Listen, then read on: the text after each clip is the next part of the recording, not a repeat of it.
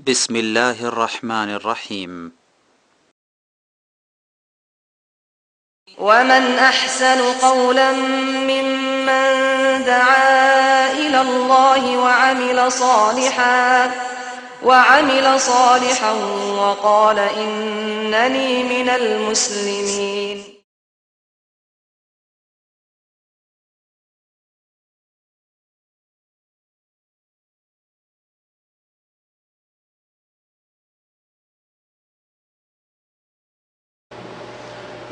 السلام عليكم ورحمة الله وبركاته. إن الحمد لله نحمده ونستعينه ونستغفره ونعوذ بالله من شرور أنفسنا ومن سيئات أعمالنا من يهده الله فلا مضل له ومن يضلله فلا هادي له وأشهد أن لا إله إلا الله وحده لا شريك له وأشهد أن محمدا عبده ورسوله صلى الله تعالى عليه وعلى آله وصحبه وسلم تسليما كثيرا. يا أيها الذين آمنوا اتقوا الله حق تقاته ولا تموتن إلا وأنتم مسلمون. يا أيها الناس اتقوا ربكم الذي خلقكم من نفس واحدة وخلق منها زوجها وبث منهما رجالا كثيرا ونساء واتقوا الله الذي تساءلون به والأرحام إن الله كان عليكم رقيبا.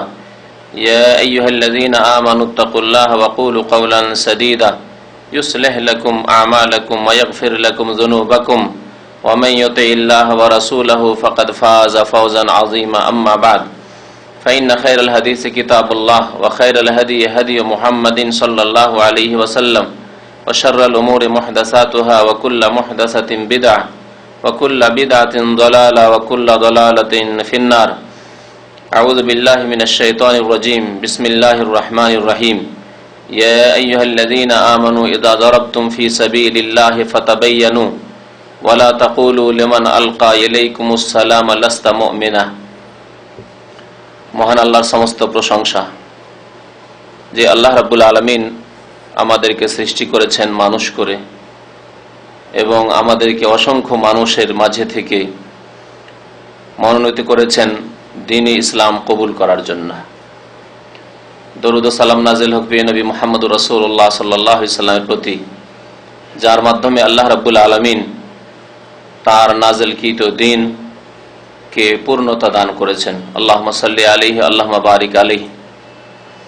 এই দ্বীন-ই ইসলাম একটি পূর্ণাঙ্গ জীবন বিধান। দ্বীন-ই ইসলামের এই যে বৈশিষ্ট্য, এই বৈশিষ্ট্য পৃথিবীর কোনো ধর্মে নেই। কিছু দিক রয়েছে, যে সব দিকে হয়তো কিছু দিক নির্দেশনা রয়েছে, শিক্ষা রয়েছে, তারপরে বাকি বহু দিক, বরং অধিকাংশ দিক শূন্য রয়েছে অন্য অন্য ধর্মের। কিন্তু দ্বীন-ই ইসলাম এমন একটি পূর্ণাঙ্গ দ্বীন এবং আল্লাহ রাব্বুল আলামিন সর্বশেষ দ্বীন, যে এই দিন কিয়ামত পর্যন্ত মানব জাতির জন্য এবং জিনের জন্য আল্লাহ রাব্বুল আলামিন ফরজ করেছেন, সেই দিন একটি পূর্ণাঙ্গ জীবন বিধান। এর স্পষ্ট প্রমাণ যে যে কোনো বিষয় দ্বীন-ই ইসলামের নিয়ে নেন, সেই বিষয় সম্পর্কে কোরআন এবং হাদিসে আলোকপাত করা হয়েছে। কোরআনে কারিমে যদি স্পষ্ট না থাকে তাহলে কিছু মৌলিক নীতিমালা রয়েছে এবং প্রিয় নবী মুহাম্মদুর রাসূলুল্লাহ সাল্লাল্লাহু আলাইহি সাল্লামের হাদিস শরীফে সে সম্পর্কে আলোকপাত করা হয়েছে। যে কোনো বিষয় নিয়ে নেন, সে সম্পর্কে আপনি দিক নির্দেশনা পাবেন। এমনকি ক্ষুদ্র ক্ষুদ্র বিষয়, সেই বিষয় সম্পর্কেও আমাদেরকে পথ নির্দেশনা দান করা হয়েছে। এমন একটি বিষয় আজকের বিষয়বস্তু, তা হচ্ছে সফর। সফর, ভ্রমণ করা, সফর করা, এক জায়গা থেকে অন্য জায়গায় যাওয়া, এক দেশ থেকে অন্য দেশে যাওয়া, এই একটি বিষয়। এই বিষয় সম্পর্কে একজন সাধারণ মানুষকে যদি জিজ্ঞেস করা হয় যে সফরের ইসলামিক নীতিমালা কি হতে পারে, তাহলে আপনি দু চারটির বেশি হয়তো যেতে পারবেন না।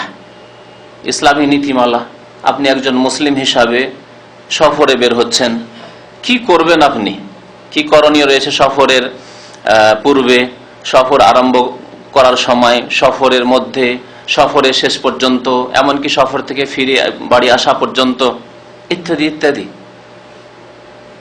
এই একটি বিষয় যদি নেন সফরের বিষয়, তাহলে হাদিসের আলোকে শুধু 40-এর কাছাকাছি ইসলামিক নীতিমালা রয়েছে, আদব কায়দা রয়েছে। যে আদব কায়দাগুলি, যে নীতিমালাগুলি একজন মুসলিমকে অনুধাবন করা উচিত, সে সম্পর্কে জ্ঞান হাসিল করা উচিত এবং সেগুলির বাস্তবায়ন করা উচিত। তাহলে একটি সফরের বিষয়, যে বিষয়টি অনেক সময় পার্থিব ব্যাপার স্যাপার, আপনার অনেক সফরই পার্থিব সফর, কারণ সফরকে 3 ভাগে ভাগ করা যেতে পারে। নেকির সফর, জায়েজ বৈধ সফর আর অবৈধ সফর। নেকির সফর হজ উমরা সফর, 3 মসজিদের কোন একটি মসজিদের উদ্দেশ্যে ইবাদত বন্দেগী করার জন্য যাওয়া সফর, নেকির সফর। এছাড়াও নেকির সফর হতে পারে কেউ যদি মাতা পিতার সাথে দেখা সাক্ষাতের জন্য সফর করে যায়, নেকির সফর উদ্দেশ্য অত উদ্দেশ্য নেই। স্ত্রী ছেলে মেয়েদের হক আদায় করার জন্য যদি যায় সফর করে, বা তাদের জন্য রুজি রোজগার করার জন্য বিদেশে যদি যায় তাদেরকে ছেড়ে, এগুলিও নেকির অন্তর্ভুক্ত হতে পারে, কিন্তু এগুলিতে নেকির নিয়ত থাকতে হবে, নেকির উদ্দেশ্য থাকতে হবে, নিয়ত থাকতে হবে। এছাড়া জায়েজ সফর, যেগুলি জায়েজ, শরীয়তে বাধা বিপত্তি নেই, নিষেধ নেই, সেই ধরনের আপনার সফর, ভ্রমণের সফর, পৃথিবীর বিভিন্ন জায়গা যেখানে আপনার ফিতনার আশঙ্কা নেই, পাপের আশঙ্কা নেই, সেসব সফর বৈধ সফর। আর এমন জায়গার সফর, এমন উদ্দেশ্যের সফর যেখানে গিয়ে গুনাহ হবে, পাপ হবে বা গুনাহ হওয়ার আশঙ্কা রয়েছে, আপনার দিনের ক্ষেত্রে, ধর্মের ক্ষেত্রে ফিতনার আশঙ্কা রয়েছে, এই ধরনের সফর হচ্ছে নিষিদ্ধ সফর। যেমন কাফের দেশের ভ্রমণ, উদ্দেশ্যবিহীন, শরীয়তি উদ্দেশ্যবিহীন। যেই দেশে গেলে ফিতনার আশঙ্কা রয়েছে, চরিত্র নষ্ট হওয়ার আশঙ্কা রয়েছে, যেই দেশে গেলে আপনার ইমান, আমল, নামাজ নষ্ট হওয়ার আশঙ্কা রয়েছে, ইত্যাদি ইত্যাদি। বা পাপের উদ্দেশ্যে কেউ সফর করছে, জেনা ব্যভিচার ইত্যাদির জন্য সফর করছে। দেশে হয়তো মাদক দ্রব্য পায় না, মাদক দ্রব্য সেখানে গিয়ে ব্যবহার করার জন্য সফর করছে, ইত্যাদি। এগুলি হচ্ছে হারাম সফর। এই সফরের একটি বিষয়, এই বিষয় সম্পর্কে 40-এর কাছাকাছি ইসলামিক নীতিমালা রয়েছে। আজকে সময় অল্প হলেও সেগুলি খুব সংক্ষেপে আপনাদের সামনে পেশ করব। একজন মানুষ যখন সফর করবেন, তখন তাকে প্রথমে কি করা উচিত? জাহিলিয়াতের যুগে, অর্থাৎ প্রিয় নবী মুহাম্মদ রাসূলুল্লাহ সাল্লাল্লাহু আলাইহি সাল্লামের নবুয়ত প্রাপ্তির পূর্বে আরবের মুশরিকরা, মক্কার পৌত্তলিকরা, তারা ভাগ্য নির্ণয় করত যে ভাগ্য ভালো হবে না মন্দ হবে, কিন্তু শিরকি তরিকায়, কুফরি তরিকায় ভাগ্য সম্পর্কে জানতো। আজও অনেক মুসলিমদের মধ্যেও এই রোগ রয়েছে, শিরকি রোগ রয়েছে। কোন জায়গায় যাবে, কোন সফর করবে, তখন গণকের কাছে চলে গেল হাত দেখাতে, বা তার ভাগ্যের কথা জিজ্ঞাসা করতে, যে আচ্ছা আমি এই তো সফর করতে চাইছি, বা এই চাকরিতে যেতে চাইছি, বিদেশের উদ্দেশ্য করেছি, আমার ভাগ্যটা কেমন হবে। এইরকম শিরকি আকীদা আমল এখনো অনেক নামধারী মুসলিমদের মধ্যে রয়েছে, অমুসলিমদের কথা তো ছেড়ে দেন। তো জাহিলিয়াতের যুগে এইরকমই গণকদের কাছেও যেত, আর ভাগ্য নির্ধারণ করত বিভিন্ন তরিকায়। তার মধ্যে পাখিকে উড়িয়ে দিত, আর তাদের ভ্রান্ত ধারণা যদি ডান দিকে উড়ে যায় তাহলে ভাগ্য ভালো, সফর করা শুভ হবে, আর যদি বাম দিকে উড়ে যায় তাহলে সফর খুব খারাপ হয়ে যাবে, তখন যেত না। এইরকমই তাদের বেশ কিছু তীর রাখা থাকতো, তীরের থলেতে তীর রাখা থাকতো, তীরগুলিকে বের করতো। কোন তীরে লেখা থাকতো হ্যাঁ, কোন তীরে লেখা থাকতো না, কোন তীরে লেখা থাকতো লাবাস, অসুবিধা নেই।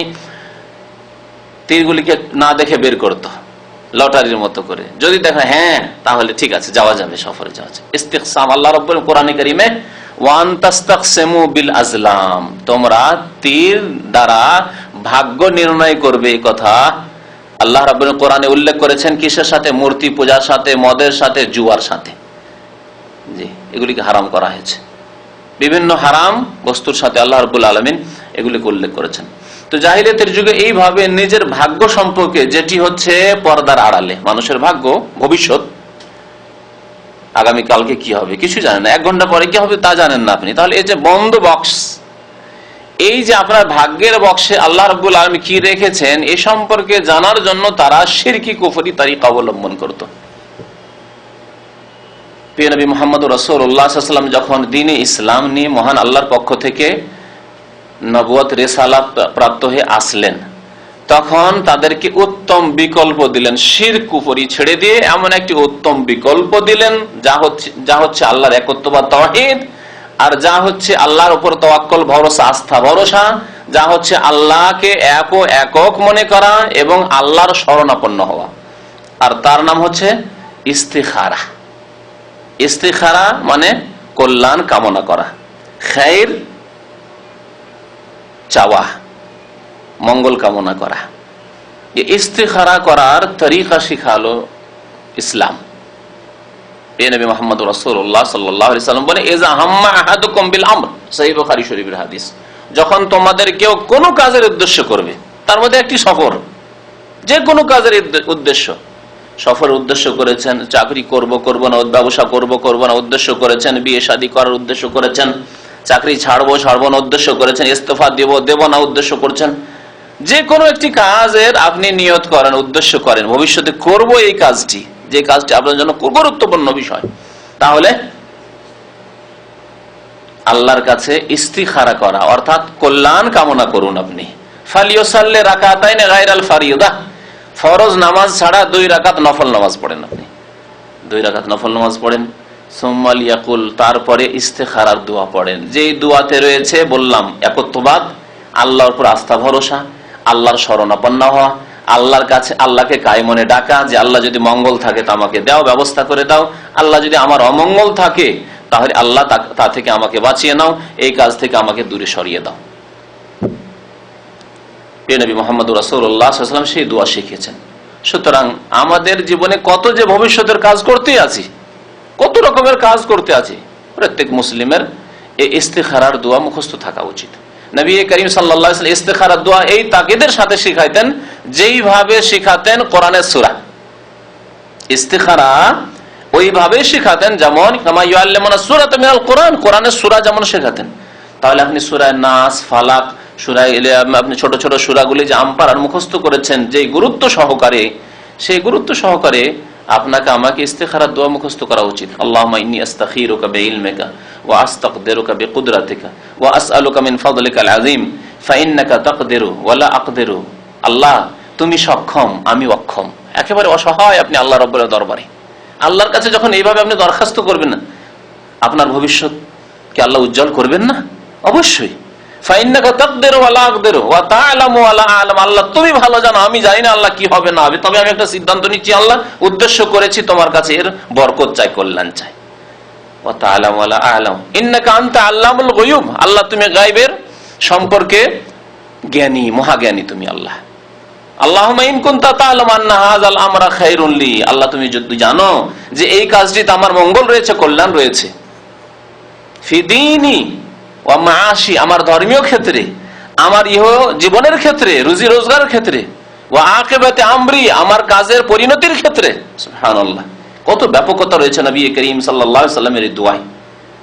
ফি আজিলি আমরি ওয়া আজিলিহি, বর্তমানে অথবা ভবিষ্যতে, ফাআকদিরহু ওয়া ইয়াসসিরহু লি সুম্মা বারিক লি ফিহি, আল্লাহ তাহলে সেটি আমার ভাগ্যে নিয়ে এসে দাও এবং সেটিকে সহজ করে দাও এবং তাতে বরকত দাও। ওয়াইন কুনতা তা'লামু আন্না হাযাল আমরা শাররুন লি, আল্লাহ যদি জানো তুমি যে এতে অকল্যাণ রয়েছে আমার জন্য, অনিষ্ট রয়েছে, তাহলে ফি দীনি ওয়া মাআশি ওয়া আকিবাতি আমরি, তাহলে ফাসরিফু আন্নি, আল্লাহ আমাকে সেখান থেকে ফিরিয়ে, এই কাজ থেকে ফিরিয়ে দাও, এই উদ্দেশ্য যে করেছি তাতে ফিরিয়ে দাও। ওয়াসরিফনি আনহু, আর এই কাজটিকে আমার থেকে দূরে সরিয়ে দাও। ওয়াকদুর লিল খায়রা হাইসু কানা সুম্মা আরদিনি বিহি, আর যেখানে আমার জন্য মঙ্গল কল্যাণ রয়েছে তার ব্যবস্থা করে দাও, আর আমার উপর ওয়ারদিনি বিহি, আমাকে তার দ্বারা রাজি করে দাও, সন্তুষ্ট করে দাও, যা তুমি ভাগ্যে রেখেছো আল্লাহ তার উপর আমাকে সন্তুষ্ট হওয়ার তৌফিক দান করো। ইস্তিখারার দোয়া, অধিকাংশ মুসলিমদের ইস্তিখারার দোয়া মুখস্থ নেই। যারা এখানে দিন শিখছেন তাহলে তাদেরকে কতটুকু গুরুত্ব দেওয়া উচিত, যেমন নবী করিম সাল্লাল্লাহু আলাইহি ওয়াসাল্লাম সাহাবায়ে কেরামদেরকে শিখিয়েছেন। তাহলে প্রথম কাজ হচ্ছে সফরের আদবের ক্ষেত্রে যে আল্লাহর কাছে কল্যাণ কামনা করা, যে আল্লাহ এই সফরে আমি নিয়ত করেছি সফরের, আল্লাহ তুমি এর কল্যাণ থাকলে তৌফিক দাও, আর যদি এতে অকল্যাণ থাকে তাহলে এর থেকে আমাকে ফিরিয়ে দাও। সফরের আদব হচ্ছে সফর শুরু করার পূর্বে দোয়াগুলি পড়া। এই দোয়াগুলি নবী করিম সাল্লাল্লাহু আলাইহি ওয়াসাল্লাম যেভাবে পড়েছেন সেভাবে পড়তে হবে। নবী করিম সাল্লাল্লাহু আলাইহি ওয়াসাল্লাম যখন সফর শুরু করার জন্য যানবাহনে পাদানিতে পা দিতেন, পাদানি বুঝেন তো না? হ্যাঁ, টমটমে চেপেছেন না ঘোড়ার গাড়িতে, তো ঘোড়ার গাড়িতে আবার জানেন যে পা দেওয়ার জায়গাটি থাকে, এই পাদানি বলে।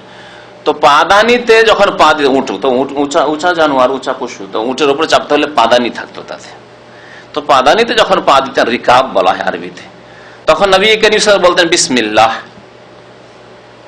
তারপরে বলতেন পিঠের উপর বসে গিয়ে বলতেন আলহামদুলিল্লাহ, পিঠের উপরে যখন বসে গেলেন বলতেন আলহামদুলিল্লাহ, তারপরে বলতেন যানবাহনের দোয়া সুবহানাল্লাযী সাখখারা লানা হাযা ওয়া মা কুন্না লাহু মুকরিনিন ওয়া ইন্না ইলা রাব্বিনা লামুনকালিবুন।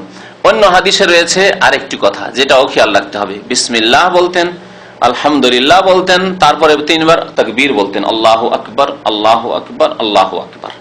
তাহলে এইভাবে বলা উচিত, প্রথম বিসমিল্লাহ, পাদানিতে পা দিয়ে, তারপর পিঠের উপর বসে গিয়ে বা যানবাহনে, আপনি আজকালকার যানবাহনে আপনি সিটে বসে গেলেন, বসে গিয়ে বলুন আপনি আলহামদুলিল্লাহ যে আল্লাহ আপনাকে এই যানবাহনে বসার তৌফিক দিয়েছেন। অনেকে অক্ষম, ধরেও বসালো, বসে থাকতে পারবে না। তারপরে আল্লাহু আকবার, আল্লাহু আকবার, আল্লাহু আকবার, আল্লাহ মহান 3 বার বলেন। তারপরে এই দোয়া পড়েন সুবহানাল্লাযী সাখখারা লানা হাযা, মহান আল্লাহ, সেই আল্লাহ পাক ও জাত, তিনি পাক ও পবিত্র, তার তাসবিহ পবিত্রতা ঘোষণা করছি। আল্লাযী সাখখারা লানা হাযা, যিনি আমার জন্য এই যানবাহনকে অনুগত করে দিয়েছেন। যানবাহন যদি আমার আপনার অনুগত না হয় তাহলে কি হবে? অ্যাক্সিডেন্ট হবে না? অ্যাক্সিডেন্ট কখন হয়? যখন কন্ট্রোল থাকে না যানবাহনের উপর, আপনার আয়ত্তে থাকে না, আপনার ড্রাইভারের আয়ত্তে নেই, পাইলটের আয়ত্তে নেই, তখন।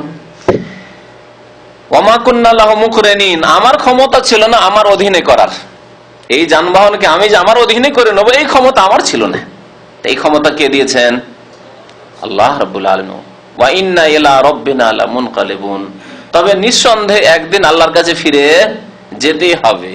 আজকে যানবাহনে চড়ে যদিও গন্তব্যস্থানে পৌঁছে যায়, যতই নিরাপদ থাকে, একদিন মরতে হবে না? হবে না? যে কোনো অবস্থায় মরতে হবে, কেউ বেঁচে থাকার জন্য আসেনি। ওয়া ইন্না ইলা রাব্বিনা লামুনকালিবুন, এই কথার অঙ্গীকার।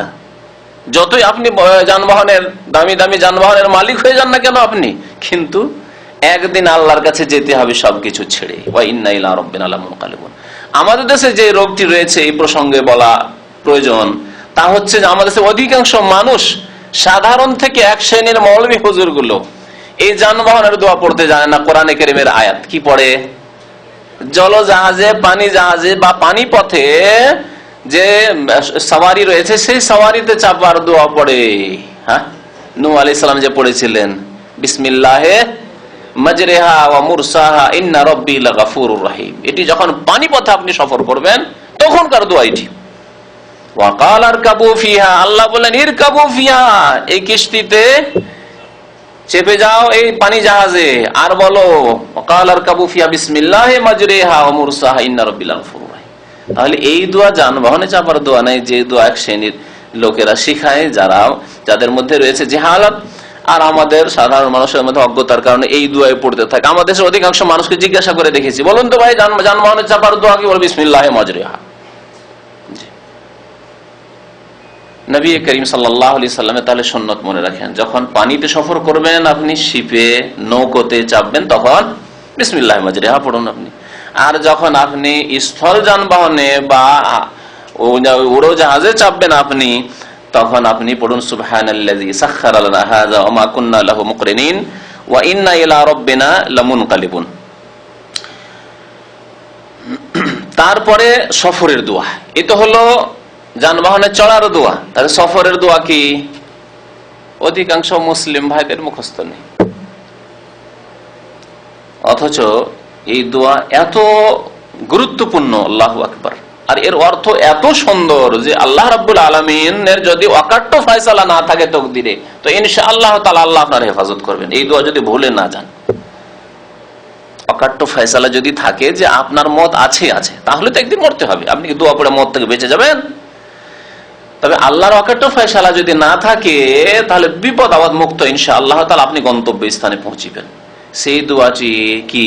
আল্লাহুম্মা ইন্না নাসআলুকা ফি সাফারিনা হাযা আল বিররা ওয়াত তাকওয়া ওয়া মিনাল আমালি মা তারদা আল্লাহুম্মা হাওবিন আলাইনা সাফারানা হাযা ওয়া তুবি আন্না বুদা আল্লাহুম্মা আনতাস সাহিবু ফিস সাফার ওয়াল খলিফাতু ফিল আহল আল্লাহুম্মা ইন্না নাউযু বিকা মিন ওয়াসাইস সাফার ওয়া কাআবাতিল মানজার ওয়া সুইল মুনকালাব ফিল মালি ওয়াল আহল। সৌদি এয়ারলাইন্সে যারা সফর করেছেন এই দোয়াটি পড়ায়, জানি না অন্য এয়ারলাইন্সে পড়ায় কি পড়ায় না, কিন্তু যেহেতু আমরা প্রায় সফর করি সৌদি এয়ারলাইন্সে, তো সৌদি এয়ারলাইন্সে এই দোয়াটি পড়ায়, সুন্নতি দোয়া যা নবী করিম সাল্লাল্লাহু আলাইহি ওয়াসাল্লাম সফরে পড়তেন, সাহাবায়ে কেরামদেরকে শিক্ষা দেন। আল্লাহুম্মা ইন্না নাসআলুকা ফি সাফাইনা হাযাল বিররা। সময় অল্প, সেই জন্য অনেক দোয়ারই হয়তো অর্থ বলার সময় হবে না। নবী করিম সাল্লাল্লাহু আলাইহি ওয়াসাল্লাম বলতেন, হে আল্লাহ, তোমার কাছে আমি কামনা করি, নাসআলুকা, তোমার কাছে আমি সওয়াল করি, কামনা করি, ফি সাফারিনা হাযা, আমার এই সফরে, আল বিররা, নেকি, আল্লাহ নেকি, যাতে করে এই সফরে নেকি করে ফিরে আসতে পারি। যাচ্ছেন কাফের দেশে নেকি করার জন্য, কাউকে গিয়ে দাওয়াত দিবেন, ইসলামের দাওয়াত দেবেন, বীরের কাজে যাচ্ছেন, পয়সা আর পয়সা, যদিও মদের দোকানে চাকরি পায়, মদের হোটেলে, যদিও শোরের গোস্ত পরিবেশন করতে হয়, তারপরে পয়সা হলেই হলো, ডলার আর পাউন্ডস হলেই হলো। আল বিররা ওয়াত তাকওয়া, এবং আল্লাহ তোমার ভয়, তোমার তাকওয়া চাই, যাতে করে তোমার ভয় করে আমি সফরে থাকতে পারি, যে উদ্দেশ্যে যাচ্ছি সেখানে গিয়ে বা সেই পথে, সেই সফরে, যাতে করে তাকওয়ার জীবন যাপন করতে পারি, আল্লাহ ভীরুতার জীবন যাপন করতে পারি। ওয়া মিনাল আমালি মা তারদা, আল্লাহ এমন আমল তোমার কাছে কামনা করি যাতে তুমি রাজি হয়ে যাও, যাতে রাজি হয়ে যাও। এই সফরে এমন কোনো কাজ না হয়, আমার দ্বারা আমল না হয় যাতে তুমি অসন্তুষ্ট হয়ে যাও, এমনটা যেন না হয়। ওয়া মিনাল আমালি মা তারদা আল্লাহুম্মা হাওবিন আলাইনা সাফারানা হাযা, আল্লাহ আমার এই সফরকে তুমি সহজ করে দাও, সফরকে আমার সহজ করে দাও। ওয়া তুবি আন্না বুদা, আল্লাহ আমার এই ডিসটেন্সকে, দূরত্বকে তুমি সংকুচিত করে দাও, দূরত্বকে সংকুচিত করে দাও। দূরত্ব সংকুচিত করে কেমন? ডিসটেন্স কম হয়ে যাবে নাকি? হ্যাঁ, কিন্তু ক্লান্তি হবে না, মেহনত হবে না, আপনি ভেঙে পড়বেন না, আপনি সহজে আরামের সাথে পৌঁছে যাবেন। আপনি চিন্তা করুন, আপনার সফরে আল্লাহ না করে এমন না হয় যে দুর্ঘটনা তো হলো না, বেঁচে গেলেন, কিন্তু আপনার যানবাহনের যান্ত্রিক গোলযোগের কারণে আপনাকে কোথাও 10 ঘন্টা 20 ঘন্টা আপনাকে পড়ে থাকে, এয়ারপোর্টে পড়ে থাকতে হলো, হোটেলও পেলেন না, খাবারও পেলেন না, টাকাও নেই পকেটে, তাহলে কি অবস্থা হইতে পারে বলুন দেখি? অতবে আন্না বোধা, এই হচ্ছে দূরত্বকে সংকুচিত করে দেওয়া। অতবে আন্না বোধা আল্লাহুম্মা আনতাস সাহিবু ফিস সাফার, হে আল্লাহ তুমি আমার সফরের সাথী। সফরের সঙ্গে কে? একমাত্র আল্লাহ রাব্বুল আলামিন। আপনার কে সাহায্য করতে পারে সফরে? সব অচেনা অজানা, আর অনেকে আপনার জানা থাকলেও হয়তো সে নিজে নিয়ে ত্রাহি নিজে গিয়ে নিয়ে। অতবে আন্না বোধা আল্লাহুম্মা আনতাস সাহিবু ফিস সাফার ওয়াল খলিফাতু ফিল আহল, আল্লাহ পেছনে যে আমার পরিবার পরিজন ছেলে মেয়ে সবাইকে ছেড়ে এলাম, তাদের তুমি খলিফা, তাদের তুমি দেখাশোনার মালিক আল্লাহ রাব্বুল আলামিন। আল্লাহুম্মা ইন্না নাউযু বিকা মিন ওয়াসাইস সাফার, হে আল্লাহ তোমার কাছে আশ্রয় কামনা করি এই সফরের কষ্ট ক্লেশ থেকে, ওয়া কাআবাতিল মানজার, আর খারাপ দৃশ্য থেকে, ওয়া সুইল মুনকালাব ফিল মালি ওয়াল আহল, আর বাড়ি ফিরে এসে যাতে করে নিজের ধন, নিজের জন, পরিবার, আত্মীয়দের মধ্যে কোনো খারাপ অবস্থা না দেখি। আল্লাহু আকবার, কত সুন্দর! নিজের জন্য দোয়া, নিজের উদ্দেশ্যের জন্য দোয়া, নিজের পরিবার যাদেরকে ছেড়ে এলেন তাদের জন্য দোয়া, সবকিছুর জন্য দোয়া। সুতরাং এই দোয়াগুলি প্রত্যেক মুসলিমকে মুখস্থ করা উচিত। সফরের আর একটি আদব হচ্ছে বিদায় নেওয়া আর দেওয়া। বিদায় নেওয়া আর দেওয়া, এই ক্ষেত্রে আপনি আত্মীয় স্বজন যারা আছে, আপনজন যারা আপনার কথা শুনবে এবং যাদেরকে আপনার দায়িত্ব রয়েছে তাদেরকে ভালো কথা শোনানোর, যেমন আপনার স্ত্রী, আপনার ছেলে মেয়ে, তাদের ক্ষেত্রে আপনার দায়িত্ব হচ্ছে তাদেরকে ভালো উপদেশ দেবেন। তাহলে সফরের একটি আদব হচ্ছে যে যাদেরকে ছেড়ে যাচ্ছেন পিছনে, আপনি দেশ থেকে আসছেন, পরিবার ছেড়ে, ছেলে মেয়েদেরকে ছেড়ে, তাদেরকে ভালো উপদেশ দেন। ভালো উপদেশ কি দেবেন? তাকওয়ার উপদেশ। নবী করিম সাল্লাল্লাহু আলাইহি ওয়াসাল্লাম অহরহ তাকওয়ার উপদেশ দিতেন। যে কোনো খুতবা যখন শুরু করতেন তখন কি বলতেন? 3টি আয়াত পড়তেন, যে আয়াতগুলিতে বারবার তাকওয়ার কথা, ইয়া আইয়ুহাল্লাযীনা আমানুত্তাকুল্লাহ, আমানুত্তাকুল্লাহ, আল্লাহকে ভয় করো, আল্লাহকে ভয় করো, উসিকুম বিতাকওয়াল্লাহ বলতেন। নবী করিম সাল্লাল্লাহু আলাইহি ওয়াসাল্লাম যখন খুতবা পড়তেন তখন উসিকুম ওয়া নাফসি বিতাকওয়াল্লাহ, আমি নিজেকে এবং তোমাদেরকে তাকওয়ার ওসিয়ত করি, উপদেশ দান করি। তাহলে উপদেশ দিতে হবে আল্লাহ ভীরুতার, কারণ আল্লাহকে ভয় করলে সমস্ত করণীয় কাজ করবে, ঠিক কিনা? আর আল্লাহকে ভয় করলে সমস্ত বর্জনীয় কাজ ত্যাগ করবে। বাস একটি বিষয়ের প্রয়োজন আছে, যেই ব্যক্তি আল্লাহকে ভয় করে তাকে নামাজ পড়তে বলতে হবে না, তাকে রমজান কখন আসছে তাকে জানাতে হবে না, সে নিজে থেকেই জানবে। কখন তার জাকাত ফরজ হচ্ছে, বছর পুরা হচ্ছে জাকাত দিতে হবে, তাও বলতে হবে না। কত টাকা তার হচ্ছে জাকাত দিতে হবে বলতে হবে না। তার হজ ফরজ হয়ে গেছে, টাকা হয়ে গেছে, মক্কা মুকাররমা পৌঁছা, তাকে বলতে হবে না যে তাড়াতাড়ি করো। তার তাকওয়া তাকে বাধ্য করবে। তাহলে করণীয় কাজের জন্য তাকওয়া বাধ্য করবে, বর্জনীয় কাজ ত্যাগ করতে তাকওয়া বাধ্য করবে। নবী করিম সাল্লাল্লাহু আলাইহি ওয়াসাল্লাম তাকওয়ার উপদেশ দিতেন সবাইকে। সুতরাং আপনি একজন গার্জেন হিসাবে বা একজন যোগ্য ব্যক্তি, যে সমাজে আপনার ভাইয়েরা, আপনার আত্মীয়রা আপনার কথা শুনবে, আপনি তাদেরকে আল্লাহ ভীরুতার উপদেশ, তাকওয়ার, আল্লাহকে ভয় করবে। সমস্ত নেক আমলের মূল হচ্ছে তাকওয়া, আর সমস্ত পাপ থেকে বাঁচার মূল হচ্ছে তাকওয়া, আল্লাহ ভীরুতা। তার সাথে সাথে দুনিয়াবি কিছু উপদেশ থাকে, পার্থিব উপদেশ, এই কাজগুলি করে নিও, এই কাজগুলি ভুলিও না। দুনিয়ার যেগুলি কাজ, সাংসারিক কাজ হতে পারে, আর অন্য কোনো কাজ হতে পারে। তারপরে আপনি হয়তো কিছু ঋণ করজ আছে, পরিশোধ করতে পারলেন না, সেগুলির বিশেষ করে উপদেশ যে এই অমুক অমুকের টাকা পয়সা আমানত আমার কাছে আছে, তা আমি দিতে পারলাম না, তা তোমরা দিয়ে দিও। এই ধরনের যে উপদেশগুলি জরুরি উপদেশ, সেই উপদেশগুলি দিতে হবে, উপদেশ দিতে হবে, আর উপদেশ নিতেও হবে, এটিও সুন্নাত। নবী করিম সাল্লাল্লাহু আলাইহি সাল্লামের নিকটে একজন সাহাবী আসলেন, আর আসার পরে বললেন, ইন্নী উরিদু সাফারান ইয়া রাসূলুল্লাহ, আমি সফরে যেতে চাই, বাইরে যেতে চাই। যে কোনো সফর ছিল। নবী করিম সাল্লাল্লাহু আলাইহি ওয়াসাল্লাম বললেন, উসিকা বিতাকওয়াল্লাহ, তোমাকে আল্লাহ ভীরুতার উপদেশ দান করছি। তাহলে বোঝা গেল যে আপনার চাইতে নেক ব্যক্তি যদি আপনার কাছাকাছি থাকে, আপনার চাইতে সৎ ব্যক্তি যদি কাছাকাছি থাকে, আপনার চাইতে যোগ্য ব্যক্তি যদি কাছাকাছি থাকে, যেমন মাতা পিতা, আপনার চাইতে যোগ্য ব্যক্তি আপনার মাতা পিতা, বিশেষ করে দিনদার যদি হয়, আর আপনার আম্মা আব্বা, আম্মা আব্বার দোয়া কবুল হয়, এই কথাও জানা রয়েছে।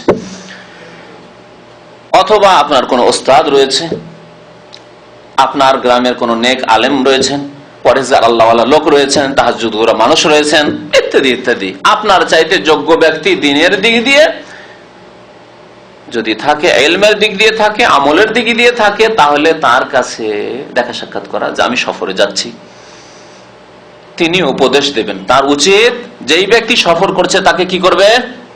উপদেশ দেবে। নবী কারীম সাল্লাল্লাহু আলাইহি ওয়াসাল্লাম কি বললেন? উসিকা বিতাকওয়াল্লাহ, তোমাকে আল্লাহ ভীরুতার উপদেশ দান করছি। তাহলে আপনারও দায়িত্ব হচ্ছে আপনার অধীনস্থ যারা রয়েছে তাদেরকে তাকওয়ার উপদেশ দেওয়ার। আপনিও আপনার চাইতে যোগ্য ব্যক্তির কাছ থেকে কিছু ওসিয়ত নেন, উপদেশ নেন। হতে পারে একটি মূল্যবান কথা বলবে যেটি আপনার অন্তরে গেঁথে যাবে, আর সেই কাজটি আপনার সারা জীবনে কাজ দেবে, শুধু সফরে নয়, সারা জীবনে কাজ দেবে। কারণ অনেক সময় সামান্য হয়তো অল্প একটি কথা, কিন্তু সারা জীবন ধরে মনে থাকে, আর ওই কথায় আপনার জীবনের যে জীবনে আপনি পাপের পথে বা অন্যায়ের পথে অনেক সময় চলে যেতেন, সেখান থেকে আপনি ইউটার্ন করে ফিরে চলে আসলেন একটি কথার কারণে। মাঝে মাঝে মনে আসে ওই মূল্যবান কথাটি। তাহলে কখন কোন ব্যক্তি যে একটি সামান্য কথার দ্বারা হিদায়াত পেয়ে যায় বলা যায় না। সুতরাং আপনি নিজেকে বেশি যোগ্য না মনে করে আপনার চাইতে যোগ্য ব্যক্তি খুঁজবেন। যদি এলিমে আপনি যোগ্য হন, তা আমলে কেউ যোগ্য আছে হয়তো। আমলে যদি আপনি যোগ্য হন যে আপনি তাহাজ্জুদ গুজার, আরো তো তাহাজ্জুদ গুজার খুঁজেই পাই না, এত পরেজগার খুঁজেই পাই না আমি, তাহলে এলিমে হয়তো কেউ যোগ্য আছে। তো ভালো মানুষদের কাছ থেকে দোয়া নেওয়া এবং উপদেশ নেওয়া, এ হচ্ছে সফরের আদব। সফরের আদব সম্পর্কে কি বলছিলাম? বিদায় নেওয়া আর দেওয়া, তাই না? এই বিদায় নেওয়া আর দেওয়ার সময় এই কিছু আদব রয়েছে, আরো কিছু আদব রয়েছে। নবী করিম সাল্লাল্লাহু আলাইহি সাল্লাম যখন কোনো মানুষকে বিদায় করতেন তখন এক দোয়া পড়তেন, আর যেই ব্যক্তি বিদায় নিত সেও দোয়া পড়তো। এই ক্ষেত্রেও দোয়া রয়েছে। দ্বীন ইসলাম যে পূর্ণাঙ্গ জীবন বিধান, চিন্তা করুন। আপনি সফরে যাচ্ছেন, আপনাকে আপনার আত্মীয় স্বজন বন্ধু বান্ধব বিদায় করছে, আর আপনি বিদায় নিচ্ছেন। দুই শ্রেণীর লোকেরাই দোয়া পড়বে। যে ব্যক্তি বিদায় নিচ্ছেন, বিদায় নিয়ে যাচ্ছেন, তিনি কি পড়বেন? তিনি পড়বেন আস্তাউদিউকাল্লাহ বা আস্তাউদিউকুমুল্লাহ। যদি একাধিক লোক বিদায় করে আপনাকে বিদায় করার সময় অনেকে রয়েছেন, তাহলে বহু বচন ব্যবহার করতে আস্তাউদিউকুমুল্লাহ দীনাকুম ওয়া আমানাতাকুম ওয়া খাওয়াতিমা আমালিকুম। আল্লাহর সুপর্দ করছি, আস্তাউদিউ মানে আল্লাহকে আমানত দিচ্ছি। তোমার দিন বা তোমাদের দিন, তোমাদের ধর্ম, আল্লাহ যেন তোমাদের দিনের ধর্মের হেফাজত করে, ইমানের হেফাজত করে। ও আমানত, তোমাদের আমানতের যেন হেফাজত করে। ও খাওয়াতিমা আমালিকুম, এবং তোমাদের শেষ আমলের, অন্তিম আমলের যেন আল্লাহ হেফাজত করে, অর্থাৎ শেষ জীবনটা যাতে করে আল্লাহ রাব্বুল আলামিন উত্তম রাখে, ভালো রাখে। কারণ শেষ জীবনের উপর মানুষের রেজাল্ট নির্ভর করছে। শেষ জীবনের উপর মানুষের রেজাল্ট নির্ভর করে না, দুনিয়ার রেজাল্ট তো নির্ভর করছে। ক্লাস 1 থেকে first division, first division, first division, first division খুব পাস করলেন, আহার মাধ্যমিকে গিয়ে ফেল। 9 পর্যন্ত তো ভালো, একবার ফার্স্ট ডিভিশন, আর মাধ্যমিকে গিয়ে কি ফেল। মাধ্যমিকও পাস করলেন, উচ্চ মাধ্যমিক, আর গ্রাজুয়েশনে গিয়ে ফেল। কাজ আসবে কিছু? বেকার হয়ে গেল সব, আপনার ফার্স্ট ডিভিশন সারা জীবনে বেকার হয়ে গেল। ইন্নামাল আমালু বিল খাওয়াতিম, নবী করিম সাল্লাল্লাহু আলাইহি ওয়াসাল্লাম বলেছেন। তাহলে আপনি 15 বছর থেকে মাশাআল্লাহ নামাজ শুরু করেছেন, আর কোনো ফরজ ওয়াজিব ছাড়েননি, আর কোনো গুনাহ করেননি, যৌবন খুব ভালো কেটেছে। সারা জীবন ভালো করতে করতে করতে শেষ জীবনে গিয়ে ইবলিসের মতো কিছু পয়সা হয়ে গেল, তখন আপনি ব্লু ফিল্ম দেখা শুরু করলেন। হ্যাঁ, এতদিন ছিল না পয়সা, ব্লু ফিল্ম দেখা শুরু করলেন, এখন পয়সা হয়েছে। এখন এসে যখন এই যে সব ফিল্ম দেখা শুরু করলেন আর পাপ করা শুরু করলেন, তখন নামাজ রোজা কোথায়, নামাজের সময় কোথায়, সারা রাত ব্লু ফিল্ম দেখা, ফজর পড়বেন কি করে আপনি? হ্যাঁ, পাপ করা শুরু করলেন আপনি। আর এই করতে গিয়ে নারী ব্যবসা শুরু করলেন, ইন্না লিল্লাহি ওয়া ইন্না ইলাইহি রাজিউন। আর কত কি করলেন। অথবা শেষ জীবনে গিয়ে আপনি কোন বালা মুসিবতে পড়লেন, আর কোন বিদাতি মুশরিক আপনাকে শিখিয়ে দিল যে আল্লাহর ওলিদের কাছে গেলে মনের কি হয়, মনের উদ্দেশ্য হাসিল হয়। চলে গেলেন কোন মাজারে গিয়ে বললেন যে হে ওলিয়ে কামাল, হে পীর বাবা মদদ করো, লাইন আশরাকতা লা ইয়াবাতান্না আমালুকা, সারা জীবনের আমল ধ্বংস করে ফেললেন। ইন্নামাল আমালু বিল খাওয়াত, ইবলিসের মতো হয়ে গেল। ইবলিস এত ইবাদত করেছিল, এত ইবাদত করেছিল, কানা মিনাল জিন, আল্লাহ কোরআনে বলেছেন সে জিনদের অন্তর্ভুক্ত ছিল, কিন্তু আল্লাহ তাকে স্থান দিয়েছিলেন কার সাথে? ফেরেশতাদের সাথে। এই জন্য তো আল্লাহ যখন ফেরেশতাদেরকে সেজদা করতে বলে, তো ইবলিসকেও সেজদা করতে হল, কারণ সাথে আছো, সেজদা করো। সাথে যখন আছো তুমি, জিন হলেও সেজদা করো, ফেরেশতাও সেজদা করছো, তুমিও সেজদা করো। ইল্লা ইবলিস কানা মিনাল জিন, আল্লাহ বলেন ইবলিস কিন্তু সেজদা করলো না, সারা জীবন সমস্ত আমল ধ্বংস করে দিল। শুধু তাই না, ওলামারা বলেছেন যে সে আকাশে যেত, ফেরেশতাদের সাথে আকাশও বসত, জান্নাত পর্যন্ত দেখেছে। এইসব কথা ওলামারা লিখেছেন, আল্লাহু আলাম।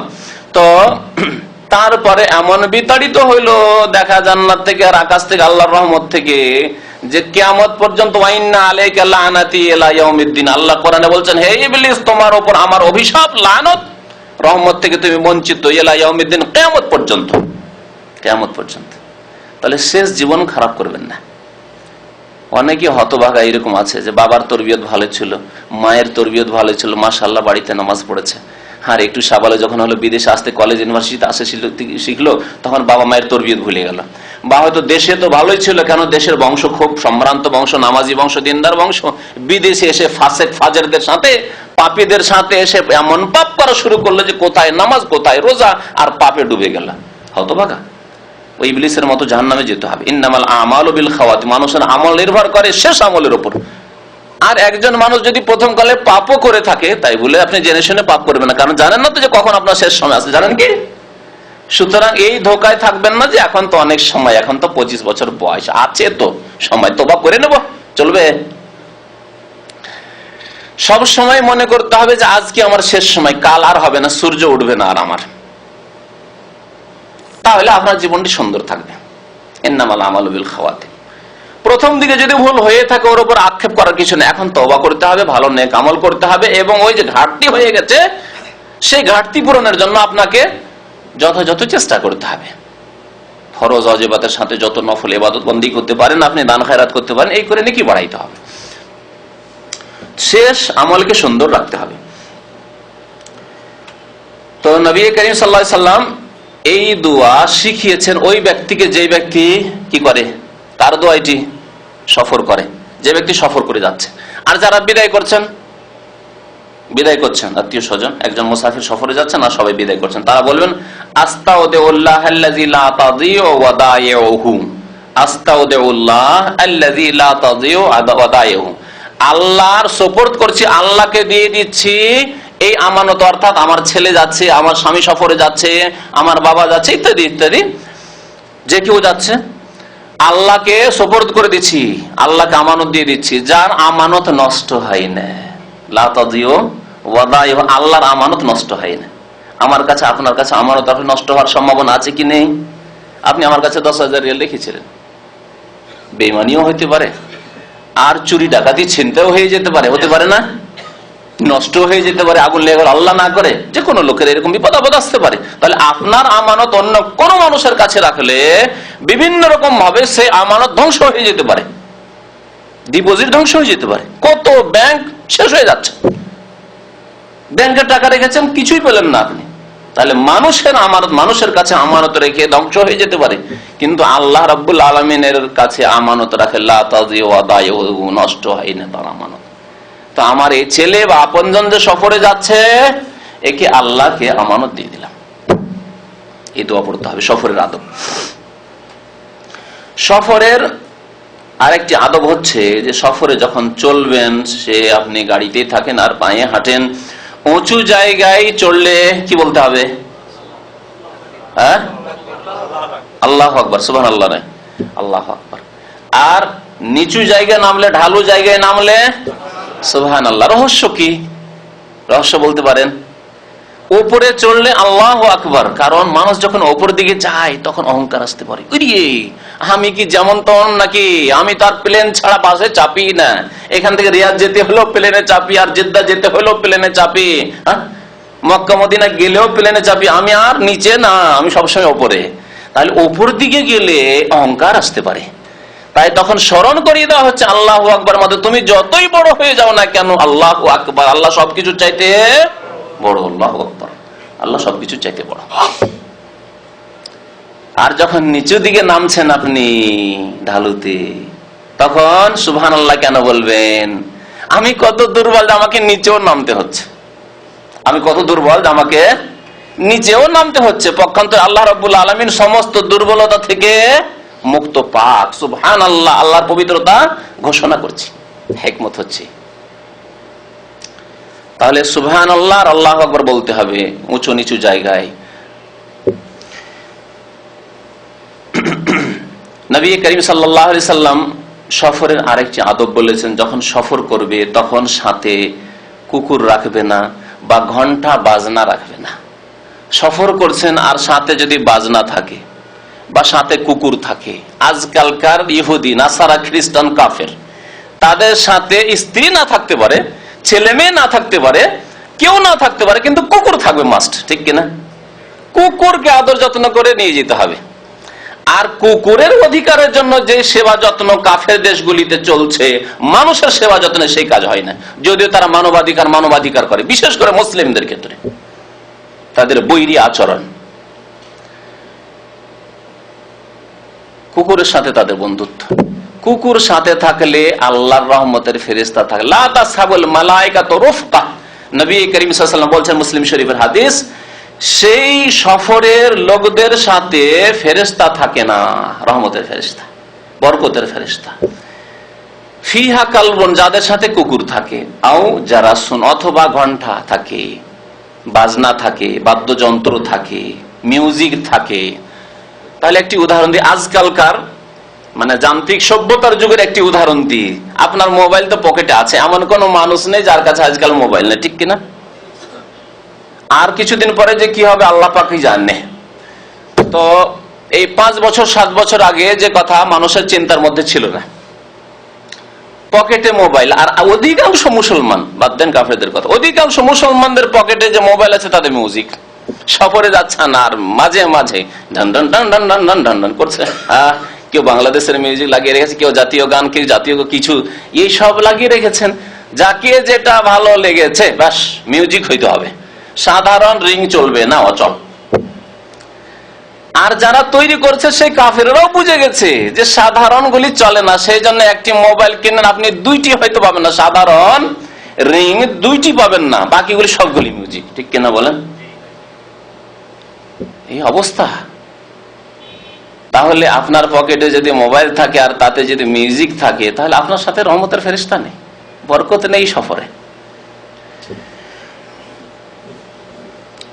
মুসাফিরের আরেকটি আদব হচ্ছে যে একা সফর করা অপছন্দনীয়। নবী করিম সাল্লাল্লাহু আলাইহি ওয়াসাল্লাম অপছন্দ করতেন, না পছন্দ করতেন। কি জন্য? একা সফর করলে কোনো দুর্ঘটনা ঘটতে পারে, কে খোঁজ নেবে আপনার? কিন্তু আপনার যদি একজন আপনজন পরিচিত মানুষ থাকে, আল্লাহ না করে অসুস্থ হয়ে গেলেন, আল্লাহ না করে আপনি কোন রকমের মুসিবতে পড়ে গেলেন, তাহলে সে সাথ দিতে পারে। কমের পক্ষে খবরটা তো দিতে পারবে, খবরটা তো আপনার বাড়িতে দিতে পারবে যে এই হয়েছে। না হলে আপনি গেলেন সফরে, আর আত্মীয় স্বজন জানতেই পারলো না যে আমার ছেলে হাইরে কোথায় যে থাকলো, কি যে হলো, কি অবস্থায় যে, একটু যদি জানতে পারতাম, আরে মারাই গেল তাও জানতে পারতাম যে কিভাবে মরলো, কিছুই জানতে পারবে না। আর একা সফর করলে বিপদ আপদ বেশি আসতে পারে, স্বাভাবিক। নবী করিম সাল্লাল্লাহু আলাইহি ওয়াসাল্লাম একা সফর করাকে অপছন্দ করেছেন, সে যেই যুগই হোক না কেন। তবে কখনো কখনো যেখানে বিপদের আশঙ্কা বেশি সেখানে কঠোর নিষিদ্ধ। যেখানে একা সফর করলে বিপদের আশঙ্কা বেশি, রাস্তায় রাহাজানি হচ্ছে, রাস্তায় খুন হচ্ছে, বিপদ আপদ বেশি, তাহলে একা অবশ্যই সফর করা যাবে না। আর যদি নিরাপদ সফর হয় তাহলে সফর করা জায়েজ, তবু অনুত্তম, একাধিক ব্যক্তি হওয়া উচিত। বরং নবী করিম সাল্লাল্লাহু আলাইহি সাল্লাম বলেছেন, আস-সালাসাতু রাকবুন, কমের পক্ষে 3 জন সফর করবে, কমের পক্ষে 3 জন সফর করবে। নবী করিম সাল্লাল্লাহু আলাইহি সাল্লাম একটি হাদিসে বলেছেন, লাউ ইয়ালামুন নাসু মা ফিল ওয়াহদাতি মা সারা আহাদুন ওয়াহদাহু বিলাইলিন, মানুষ যদি জানতো যে একা সফর করলে কি বিপদ হয়, মানুষ যদি জানতো একা সফর করলে কি হয়, কি বিপদ হয়, দেখেন অস্পষ্ট রাখা হয়েছে বিপদকে। এই বিপদ মানুষের পক্ষ থেকে হইতে পারে, এই বিপদ জিনের পক্ষ থেকে হইতে পারে, বহু রকমের বিপদ হইতে পারে, স্বাস্থ্যগত বিপদ হইতে পারে। তাহলে মা সারা আহাদুন ওয়াহদাহু বিলাইল, তাহলে রাত্রে কেউ একা মোটেই সফর করতো না। বিশেষ করে রাত্রির কথা নবী করিম সাল্লাল্লাহু আলাইহি ওয়াসাল্লাম বলছেন, রাতে একা কখনো সফর করবে না। যদি বিপদের কথা জানতো, ক্ষতির কথা জানতো। আর মনে রাখবেন যে শয়তান জিন রাত্রে বেরোয়, যখন সন্ধ্যা হয়ে যায় তখন বিচরণ করে। তাহলে জিন শয়তানের পক্ষ থেকে ক্ষতির সম্ভাবনা রাত্রে বেড়ে যায় বেশি, আর একা থাকলে শয়তান বেশি পিছনে লাগে। নবী করিম সাল্লাল্লাহু আলাইহি ওয়াসাল্লাম হয়তো এদিকে ইঙ্গিত করেছেন। আর মানুষ শয়তান যে কত রয়েছে তা তো বুঝতে পারছেন, যা বলার প্রয়োজন করে না। নবী করিম সাল্লাল্লাহু আলাইহি ওয়াসাল্লাম 2 জন সফর করাকে অপছন্দ করেছেন, এমনকি তাই একটি হাদিস আরো বলেছেন যে আর রাকিবু শায়তানুন ওয়ার রাকিবানে শায়তানানে ওয়াস সালাসাতু রাকবুন, একজন যদি সওয়ার করে সে শয়তান, অর্থাৎ শয়তান তার সাথ দিয়ে দেয়, শয়তান তাকে গ্রাস করার চেষ্টা করে, তার ক্ষতি সাধনের চেষ্টা করে। ওয়ার রাকিবানে শায়তানানে, 2 জন যদি সওয়ারি সফর করে তাহলে শয়তান তাদের সাথে থাকে, সাহস করে, 2 জনের সাথে শয়তান সাহস করে থাকে। 3 জন হয়ে গেলে আর শয়তান তখন সাহস করে না। আর যদি যে দোয়াগুলি বললাম সেগুলি পড়ে যদি ঠিকভাবে আপনি সফর করেন তাহলে শয়তান 3 জনের কাছে চান্স পায় না। তাহলে 3 জন কমের পক্ষে হওয়া উচিত সফরে, হজের সফরই হোক আর উমরার সফরই হোক, ভালো সাথী খুঁজে নেন। সফরের ক্ষেত্রে আরেকটি আদব মনে রাখবেন এখানে, যে সফরে যে সঙ্গীদেরকে নেবেন সেই সঙ্গীগুলি নেক সঙ্গী, সৎ সঙ্গী হইতে হবে। এটি হচ্ছে সফরের একটি আদব। কারণ খারাপ সঙ্গী আর ভালো সঙ্গীর একটি উপমা দিয়েছেন নবী করিম সাল্লাল্লাহু আলাইহি ওয়াসাল্লাম। বলতে পারেন কি উপমা? ভালো সঙ্গীর উদাহরণ হচ্ছে যে আতর বিক্রেতা আতরের দোকানে যেয়ে বসলেন, আপনি আতরের দোকানে যদি বসেন আর নাও কেনেন তো এক একটু করে দিতে দিতে অনেক কিছু হয়ে যাবে, তাই না? গোটা শরীর একবারে সুগন্ধি হয়ে যাবে। আর আতরের দোকানে না বসে যদি আপনি কামারশালায় বসেন, কামারশালা বুঝেন তো না? কামারের দোকানে গিয়ে যেখানে কামারশালা আছে বসেন, তাহলে কি হবে? কিছুক্ষণ পরে জামা কাপড় দেখবেন সব কালো হয়ে গেছে, কালি পড়ে জামা কাপড়, শরীর, চেহারা, দাড়ি সব কালো হয়ে গেছে। নবী করিম এই উদাহরণ দিয়েছেন। সুতরাং সৎ সঙ্গী বাছাই করতে হবে। অনেকে বলেন যে খারাপ লোকে হেদায়েত করবো, হেদায়েত করার ক্ষমতা থাকবে, তাইলে তো ক্ষমতাও তো থাকতে হবে হেদায়েত করার। আপনাকে যদি সেই খারাপ লোক হেদায়েত করে দেয় তাহলে কি করবেন? আপনি হজে গিয়েছেন আর সব আধা নামাজি বেনামাজি লোকগুলিকে নিয়ে গেছেন, আর গিয়ে শুধু গল্পই আর গল্প, দোয়া 5 মিনিট করতে বিরক্ত হয়ে যায়। আধা ঘন্টা দোয়া করা তো দূরের কথা আরাফাতে, আর 3 ঘন্টা 4 ঘন্টা 5 ঘন্টা আপনার জোহর আসর একসাথে করে মাগরিব পর্যন্ত দোয়া করা তো দূরেরই কথা। দেখেছি এরকম লোকদেরকে, যারা 5 মিনিট দোয়া করেন তারপরে বিরক্ত, তারপরে দুনিয়ার গল্প গুজব, আর এদিক সেদিক তাকায়, এই মহিলা এই দিক দিয়ে যাচ্ছে ওই দিকে তাকাচ্ছে, এই অবস্থা। বেরিয়ে গেল রাস্তায় ঘোরাঘুরি, আর সময় কাটে না তাদের। তাহলে এইরকম লোকদের সাথে সফর করে কোন নেকিটা আপনি করবেন, যাদেরকে হেদায়েত করতে পারছেন না বরং আপনাকেই গুমরাহের দিকে হেদায়েত করে দিল। সুতরাং ভালো সাথীদের সাথে, আপনার সাথে ভালো সাথী খুঁজেন, না হলে কমের পক্ষে আপনার মতো ভালো সাথী খুঁজেন। যাতে করে আপনার গাফিলতির সময় আপনার গাফিলতি দূর করে, আপনার অলসতার সময় অলসতা দূর করে, এবং আপনি ভুলে গেলে স্মরণ করিয়ে দেয়। অনেক কথা আছে ভালো আপনি জানেন, তারপরে আপনি ওই দোয়াগুলি ভুলে গেছেন, হয়তো ওই ইবাদতগুলি ভুলে গেছেন, হয়তো ওই জিকির আজকারগুলি ভুলে গেছেন, হয়তো ভালো লোকেরা স্মরণ করিয়ে দেবে যে এই সময়গুলিতে এই দোয়াগুলি করি। ঠিক। সুতরাং ভালো সাথীদের সাথে সফর করতে হবে। আর সফরের আরেকটি আদব এই ক্ষেত্রে যে তিনজন যদি সফরে থাকেন, একজনকে কি করতে হবে? নেতা বানিয়ে দিতে, আমির বানিয়ে দিতে হবে। নবী করিম সাল্লাল্লাহু আলাইহি ওয়াসাল্লাম বলেছে, ইযা কুনতুম সালাসা, তোমরা তিনজন হলে ফালিয়াকুনা আহাদুকুম আমিরান, তোমাদের একজন আমির হয়ে যাবে। আর আমির হয়ে যাওয়ার মানে কি? ব্যাস আমির, ব্যাস আপনাদের নেতা, এই আমাদের আপনি নেতা, কিন্তু ব্যাস এতটুকু না, আর কিছু কি করতে হবে বলুন দেখি? তার আনুগত্য করতে হবে। তিনি বলবেন যে অবশ্য তার দায়িত্ব হচ্ছে আপনাদের সাথে পরামর্শ করা, আর তিনি যদি পরামর্শ নাও করেন, স্বেচ্ছাচারিতা করেন, তারপরেও তার আনুগত্য করতে হবে। কারণ আমির যখন বানিয়ে ফেলেছেন, আনুগত্য করতে হবে। এই সফর পর্যন্ত আমির। আর কতদূর যদি স্বেচ্ছাচারিতা করে, আপনাদের পরামর্শ নাও নেই, কষ্ট দেয় মাঝে মাঝে খাওয়া দাওয়ার ক্ষেত্রে, না উঠা নামার ক্ষেত্রে, গাড়ি থামা না থামার ক্ষেত্রে, ঠিক আছে, কিন্তু তার নেতৃত্ব আর কতক্ষণ? সফরে যাওয়ার আসা পর্যন্ত এতটুকু তো সফর করেন। হ্যাঁ, রাষ্ট্র নেতাদের ক্ষেত্রে কত জীবন ধরে সফর করছেন, এই 5 বছর সফর করলেন, ধৈর্য ধরলেন, তারপরে 5 বছর ধাক্কা দিয়ে আবার উল্টে এলেন, আবার 5 বছর নিয়ে আসলেন, ওই যেই কার সেই আবার নিয়ে আসলেন, আবার সফর করলে সারা জীবনে সফর করতে করতেই চলে গেল।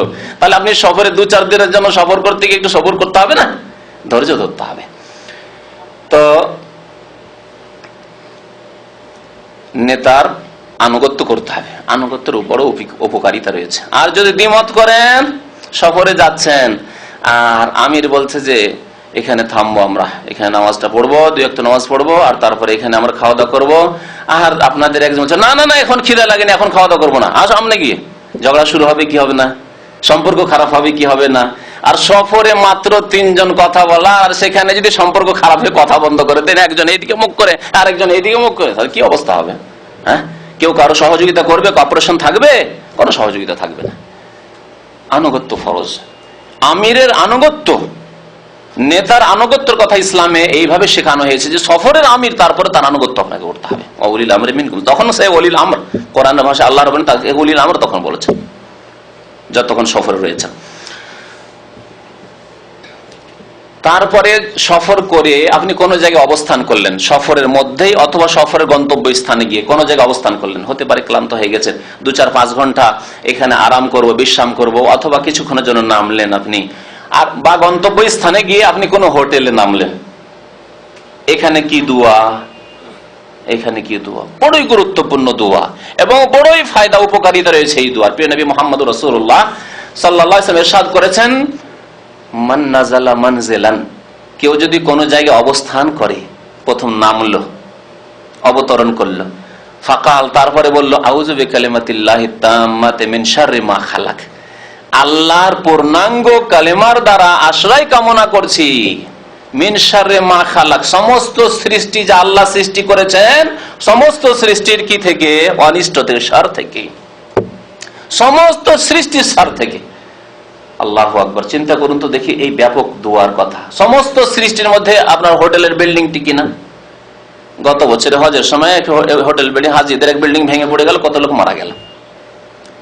মিন শাররি মা খালাক, আল্লাহ যা কিছুই তুমি সৃষ্টি করেছো, সমস্ত সৃষ্টির অনিষ্ট থেকে আমি তোমার পানাহা চাই, তোমার আশ্রয় কামনা করি, তোমার আশ্রয় গ্রহণ করি। আউযু বিকালিমাতিল্লাহি তাম্মাতি মিন শাররি মা খালাক। সমস্ত সৃষ্টির মধ্যে মানুষ, সমস্ত সৃষ্টির মধ্যে জিন, সমস্ত চোর ডাকা, সমস্ত সৃষ্টির মধ্যে আপনার সাপ বিচ্ছু ইত্যাদি সব কিছু শামিল। যদি কোনো মানুষ কোনো জায়গায় অবতরণ করে সফরের মধ্যে অথবা সফরের শেষে গিয়ে, আর যদি এই দোয়া পড়ে, নবী করিম সাল্লাল্লাহু আলাইহি ওয়াসাল্লাম কি বলছেন? লাম ইয়াদুররুহু শাইউন হাত্তা ইয়ারতাহিলা মিন মানজিলিহি যালিকা, কোনো কিছুই তার ক্ষতি সাধন করতে পারবে না, কোনো কিছুই তার ক্ষতি সাধন করতে পারবে না যতক্ষণ পর্যন্ত সেই জায়গা থেকে সে প্রস্থান না করে নেবে, সেই জায়গা না ছেড়ে দেবে। বুঝতে পারলেন? তাহলে আপনি যখনই আউযু বিকালিমাতিল্লাহি তাম্মাতি মিন শাররি মা খালাক পড়ে একটি পেট্রোল পাম্পের নামলেন, বা আপনি একটি হোটেলের নামলেন, কোন জায়গায় নামলেন, কোন এয়ারপোর্টে নামলেন, কোনো কিছুই আপনার ক্ষতি করতে পারবে না। এক শ্রেণীর লোকেরা রয়েছে পেরেশান করে, হয়তো আজকালকার যে ফিতনার জামানা রয়েছে, আপনার দাড়ি দেখে তখন হয়তো তদন্ত করা শুরু করে, লাম ইয়াদুররুহু শাইউন ইনশাআল্লাহ তাআলা। নবী করিম সাল্লাল্লাহু আলাইহি ওয়াসাল্লাম এই হাদিস, কোন এয়ারপোর্টে নামলেন, আপনার চেকিং পয়েন্ট রয়েছে, অথবা আপনার এখানে করে আপনার এখানে কাস্টম রয়েছে, ইত্যাদি ইত্যাদি রয়েছে, আপনার ক্ষতি করার জন্য কেউ হয়তো অবৈধ মানে অন্যায় ভাবে কেউ শত্রুতাবশত কিছু করতে পারে, লাম ইয়াদুররুহু শাইউন, কোনো কিছুই ক্ষতি করতে পারবে না। ঈমান থাকতে হবে আল্লাহর প্রতি, ঈমান থাকতে হবে নবী মুহাম্মদুর রাসূলুল্লাহ সাল্লাল্লাহু আলাইহি ওয়াসাল্লামের প্রতি এবং তার হাদিসের প্রতি। আউযু বিকালিমাতিল্লাহি তাম্মাতি মিন শাররি মা খালাক, বেশি মেহনতের না, এক লাইনও না, এই দোয়াগুলি অভ্যাস করে নেন। সফরের আদব, সফরের আরেকটি আদব বলি। সফরের আদব, রাস্তায় আপনি কোথাও ঘুমাবেন, বিশ্রাম করবেন, যেখানে আপনি বিশ্রাম করবেন সেই জায়গাটি কেমন হইতে হবে এই সম্পর্কে নবী করিম সাল্লাল্লাহু আলাইহি ওয়াসাল্লাম বলেছেন, ওয়াইজা আররাসতুম ফাজতানিবুত তারিক, যদি সফরে ক্লান্ত হয়ে কোথাও তোমাকে বিশ্রাম করতে হয় তো রাস্তার উপর, যেখান দিয়ে রাস্তা মানুষ চলাচল করে, সেখানে তুমি শুইবে না। রাস্তায় শুইতে নিষেধ করেছেন নবী করিম সাল্লাল্লাহু আলাইহি ওয়াসাল্লাম। বহু হিকমত রয়েছে, তার মধ্যে একটি হচ্ছে মানুষকে ডিস্টার্ব করা, মানুষ চলাচল করবে আর আপনি শুয়ে পড়েছেন রাস্তার উপর, মানুষকে কষ্ট দেওয়া। আরো একটি দিক রয়েছে, সেই রাস্তা দিয়ে জিন চলতে পারে, আর আপনি জিন এমন একটি জাতি, আপনি যদি শুয়ে থাকেন আপনার ক্ষতি সাধন করবে। আর এরকম অনেক ঘটনা শুনেছি, মসজিদের গেটের সামনে শুয়ে গেছে, অনেক ভাইদের কাছ থেকে শোনা ঘটনা বলছি। মসজিদে যারা অনেকে শয়, মসজিদে যে দরজা রয়েছে দরজার সামনে শুয়ে আছে, আর রাত্রে জিন নামাজ পড়ার জন্য এসছে, আর আসার পরে দিয়েছে তুলে এক আছাড় একবারে। কত লোকের এরকম ক্ষতি হয়েছে। জি, সুতরাং সাবধান, যেটি রাস্তা ছেড়ে দিয়ে মসজিদে শুইতে হয় প্রয়োজন, তাহলে মসজিদের সাইডে শোন আপনি, কিন্তু আপনি মসজিদের দরজার সামনে শুইবেন আপনি না, মোটেই না। তো মানুষের চলার পথে শুইতে নবী করিম সাল্লাল্লাহু আলাইহি ওয়াসাল্লাম নিষেধ করেছেন, কারণও বলেছেন ফাইন্নাহা তুরুকুদ দাওয়াব, কারণ রাস্তা দিয়ে মানুষ ছাড়া জিন ছাড়া দাওয়াবের কথা বলেছেন নবী সাল্লাল্লাহু আলাইহি ওয়াসাল্লাম, অর্থাৎ জানোয়ার পশু চলতে পারে, উট আসতে পারে, ঘুমিয়ে আছেন, উট এসে পাঁচা পেলে আপনার কি অবস্থা হবে? হ্যাঁ, কোন পশু হতে পারে। মাওয়াল হাওয়াম বিল্লাইল, এবং রাস্তা দিয়ে সাপ বিচ্ছু চলাচল করে রাত্রে কিন্তু মানুষের রাস্তায় সাপ বিচ্ছু চলাচল করে, আহারের জন্য আহার খুঁজতে আসে, যে মানুষ এগুলো দিয়ে চলাচল করেছে তো এখানে কিছু খাদ্য পড়ে থাকতে পারে। সুতরাং আপনি রাস্তায় শুইবেন না, নবী করিম সাল্লাল্লাহু আলাইহি ওয়াসাল্লাম নিষেধ করেছেন। সফরের আরেকটি আদব হচ্ছে যে অমুসলিম দেশে যদি সফর করতেই হয় কোনো কারণ, আপনি রাষ্ট্রদূত, তাই যে সফর করতে হবে আপনাকে, রাষ্ট্রদূত আপনাকে আপনার মুসলিম রাষ্ট্র কাফের দেশে পাঠাতে যেতে হবে। আপনি যে আপনার দূতাবাস রয়েছে, দূতাবাসের কোনো আমলা, কোনো আপনি চাকরিজীবী মানুষ, সেখানে চাকরি করতে হবে, যেতেই হবে আপনাকে বাধ্য, সেখানে হয়তো আদেশ পালন করতে হবে। অথবা শিক্ষার উদ্দেশ্যে, এমন শিক্ষা যে শিক্ষা মুসলিম দেশে নেই, অথবা এমন ব্যবসা যে ব্যবসার খাতিরে অমুসলিম দেশে যেতেই হবে, তার বিকল্প কিছু মুসলিম দেশে নেই, ইত্যাদি ইত্যাদি। জায়েজ সফর, এক কথায় অমুসলিম দেশে সফর করছেন, কিন্তু সেই দেশে সফর করলে আপনার কোরআনে কারীম কাফেরদের কবল থেকে নিরাপদ নয়, এমন কাফের দেশ যদি আশঙ্কা থাকে, তাহলে সেই দেশে কোরআনে কারীম মুসহাফ নিয়ে সফর করা জায়েজ না। তাহলে বোঝা গেল অমুসলিম দেশ দুই ভাগে ভাগ করা যেতে পারে। অমুসলিম দেশ, যে দেশে কোরআনে কারীমের বহু কপি রয়েছে এবং কোরআনে কারীম সেখানে বেশ কিছু মুসলমানরা রয়েছে, তাদের ঘরেও রয়েছে, আর সেখানে মসজিদও রয়েছে, আর সেই দেশে অহরহ কোরআনে কারীম নিয়ে সফর করছেন, কোনো অসুবিধা নেই, তাহলে ভালো কথা, জায়েজ আছে, আপনি সাথে করে নিয়ে কাফের দেশে কোরআনের কপি নিয়ে যেতে পারেন। কিন্তু যদি এমন কোন দেশ হয় যে দেশের সাথে সম্পর্ক ভালো নেই মুসলিমদের, বা যেই দেশের লোক কট্টর ইসলামের শত্রু, যে দেশের অমুসলিমরা, সেই দেশে কোরআনে কারীম নিয়ে গেলে কোরআনে কারীমের অবমাননা হতে পারে, তাহলে কোরআনে কারীম নিয়ে কাফের দেশে সফর করা জায়েজ নয়। প্রিয় নবী মুহাম্মদ রাসূলুল্লাহ সাল্লাল্লাহু আলাইহি ওয়াসাল্লাম সম্পর্কে সাহাবীরা বলছেন, ওয়া কানা ইয়ানহা আন ইউসাফিরা বিল কুরআন ইলা আরজিল আদুওয়ে, শত্রুদের দেশে কোরআন নিয়ে সফর করতে নবী করিম সাল্লাল্লাহু আলাইহি ওয়াসাল্লাম নিষেধ করতেন। মাখাফাতা আন ইয়ানালুল আদু, এই আশঙ্কায় যে কাফেরদের হাতে না কোরআন চলে যায় আর কোরআনের অবমাননা না করে কাফের। মহিলাদের ক্ষেত্রে সফরের আদব, নবী করিম সাল্লাল্লাহু আলাইহি ওয়াসাল্লাম বলেছেন যে কোনো মহিলাকে যদি সফর করতে হয় তো তার সাথে মাহরাম অবশ্যই থাকতে হবে। লা তুসাফিরুল মারআতু ইল্লা মা মাহরাম। মাহরাম অর্থাৎ যার সাথে তার স্থায়ীভাবে বিয়ে হারাম, এইরকম ব্যক্তির সাথে, বাবার সাথে। আর সে মহিলা হলে চলবে না, মায়ের সাথে সফর করা যাবে? মেয়ে মায়ের সাথে, মা বেটি সফর করছে, চলবে? আজকাল এইরকম কতই না সফর হচ্ছে। হ্যাঁ, 2 বোন সফর করছে, 2 বোন কলেজে পড়ে ঢাকায়, আর বাড়ি হচ্ছে রংপুর, দিনাজপুর, চিটাগাং, একাই সফর করছে। হ্যাঁ, 2 জন তো একটু বেশি বললাম, একাই সফর করছে আজকাল। আর এই ইসলাম বিরোধিতার জন্য আজকাল ধর্ষণ হচ্ছে। ইসলাম বিরোধিতার জন্য নারীদের আর কোনো সমাজে মর্যাদা নেই, সস্তা হয়ে গেছে। মান সম্মানকে তারা নিজেদের নষ্ট করে ফেলেছে। নবী করিম সাল্লাল্লাহু আলাইহি ওয়াসাল্লাম বলেছেন মাহরামের সাথে এমন সাবালক পুরুষ হতে হবে, নাবালক হলে চলবে না। যেমন ছেলে, 5 বছরের ছেলে, 7 বছর, 10 বছর, 12 বছর, এখনো সাবালক ছেলে হয়নি, আর 10 বছরের ছেলেকে নিয়ে মা যাচ্ছে, আমার মাহরাম, আমার ছেলে তো আছে 10-12 বছরের, ফর্ম ফিল আপ করতে পারে, এয়ারপোর্টে যে কাজগুলির প্রয়োজন হয় সেগুলিও করতে পারে, চলবে না? চলবে না, মাহরাম নয় যতক্ষণ সাবালক নয়। সাবালক হইতে হবে, পুরুষ হইতে হবে, মহিলা হইলে হবে না, এবং স্থায়ীভাবে তার সাথে বিবাহ শাদী হারাম হইতে হবে। তাহলে ভগ্নিপতি চলবে, হ্যাঁ, দেবর চলবে, ভাসুর চলবে, এগুলি হচ্ছে ফিতনা, এগুলি হচ্ছে আমাদের সমাজের ফিতনা, যাদের তাদের সাথে স্থায়ীভাবে বিয়ে হারাম নয়। আপনার বোন মারা গেলে বিয়ে জায়েজ হয়ে যাবে, বোনকে তালাক দিয়ে দিলে বিয়ে জায়েজ হয়ে যাবে, তাই না? হ্যাঁ, স্বামী তালাক দিয়ে দিলে দেবরের সাথে ভাসুরের সাথে বিয়ে জায়েজ হবে, স্বামী মারা গেছে দেবর ভাসুরের সাথে বিয়ে জায়েজ হয়েছে, তাহলে এরা মাহরাম নয়। আর আমাদের দেশে এত কুসংস্কার আছে, স্বামীর সাথে এক শ্রেণীর লোকেরা স্বামীর সাথে নতুন নতুন বউ যদি সফর করে তো আইবের ব্যাপার, দোষের। কত নির্লজ্জ রে, বেহায়া, লজ্জা নেই, একবারে বিয়ে করে আস্তে আস্তে ঘুরে বেড়ায় স্বামীর সাথে। আর যদি দেবরের সাথে যায়, কোনো ব্যাপার নাই, কোনো ব্যাপার নাই দেবরের সাথে সফর করা। কুসংস্কার, শরীয়ত বিরোধী কাজ। আর এই জন্য কত যে পাপ হচ্ছে আর কত যে দুর্ঘটনা হচ্ছে, আল্লাহু বিহি আলিম, আল্লাহই ভালো জানে। তো সফর করতে হবে মাহরামের সাথে, মাহরাম ছাড়া মহিলাদের সফর করা যাবে না। আর এইরকম কুদৃশ্য দেখেছি আমি, মহিলা একাই সফর করছে বাসে, আর তাকে নিজে ছিনিমিনি খেলা করছে কন্ডাক্টর বাসের, হ্যাঁ, তার পাশে বসছে আর তার সাথে কি ছিনিমিনি করছে, আসো আসো, তাকে টেনে নিয়ে মিষ্টি খাওয়াবে জবরদস্তি, আর সে যাবে না, তাকে টানা আঁচড়া শুরু করেছে। আর বাসের লোকেরা সব মুসাফির, কে কি বলবে? জি, আর কি করে আজকালকার এই মহিলারা একাই সফর করতে এই সাহস করে? আর ধর্ষিতা হচ্ছে এই কারণে, এই যে যত ধর্ষণের ঘটনা তার পিছনে একাই সফর করা রয়েছে।